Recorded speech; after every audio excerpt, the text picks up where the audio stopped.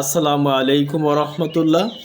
প্রিয় বন্ধুরা, আমি আপনাদের সামনে আমাদের প্রিয় নবী সাইয়্যিদুল আম্বিয়া জনাবে মুহাম্মদ রাসূল সাল্লাল্লাহু আলাইহি সাল্লামের মুখনসৃত অমীয় বাণী থেকে একখানা জান্নাতের মহামূল্যবান হাদিস তুলে ধরছি। আপনারা মনোযোগ সহকারে আল্লাহ রসুল সাল্লাল্লাহু আলাইহি সাল্লামের এই হাদিসটি শুনুন। অবশ্যই আপনারা আল্লাহ তাআলার জান্নাত লাভ করবেন। আল্লাহ রাব্বুল আলামিনের এই দুনিয়ায় যতগুলো মানুষ সৃষ্টি হয়েছে তার মধ্যে সর্বশ্রেষ্ঠ মানুষ হলো যারা মুমিন এবং মুমিনা, যারা আল্লাহ এবং তার রাসূলের প্রতি বিশ্বাস স্থাপন করেছেন। তারা হলো আল্লাহর শ্রেষ্ঠ বান্দা এবং আল্লাহর কাছে প্রিয়জন। তাদেরকে আল্লাহ রসুল সাল্লাল্লাহু আলাইহি সাল্লাম জান্নাতের একটি মূল্যবান হাদিস শুনিয়েছেন। হাদিসটি আমরা মনোযোগ সহকারে শুনতে থাকি।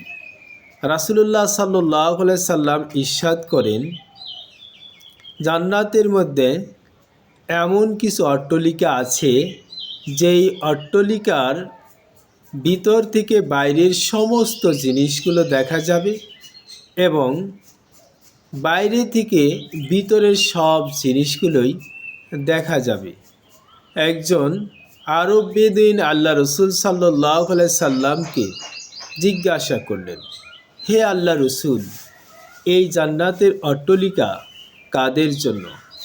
রাসূল সাল্লাল্লাহু আলাইহি সাল্লাম বললেন, যাদের মুখ থেকে উত্তম ও মিষ্টি কথা বের হয়, মানুষকে উত্তম এবং মিষ্টি কথা দিয়ে ভালোবাসে আর ক্ষুধার্তদেরকে খাবার দেয়, বেশি বেশি রোজা রাখে এবং মানুষ যখন গভীর রাতে ঘুমে অচেতন থাকে তখন সে আল্লাহর সন্তুষ্টি অর্জন করার জন্য সালাতুত তাহাজ্জুদ নামাজ আদায় করে।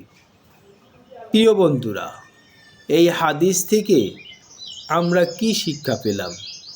আমরা কি এই হাদিস মানছি?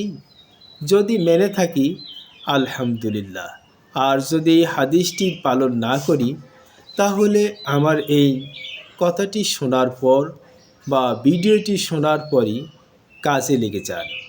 তার আগে আল্লাহর কাছে তওবা করুন আস্তাগফিরুল্লাহ রব্বি মিন কুল্লি যামবি ওয়া আতুবু ইলাইহি লা হাওলা ওয়ালা কুওয়াতা ইল্লা বিল্লাহিল আলিল আযীম। এভাবে তওবা করে নতুন করে শুরু করুন। আল্লাহর দেওয়া সেই সুন্দর অট্টালিকার জান্নাত লাভ করুন। বেশি কিছু নয়, দুনিয়াতে অল্প আমল করলেই আল্লাহর দেওয়া ওয়াদাকৃত জান্নাত লাভ করতে পারবেন। সবাই ভালো থাকি, সুস্থ থাকি, আল্লাহর ইমানদার বান্দা হিসেবে বেঁচে থাকার জন্য প্রার্থনা করি।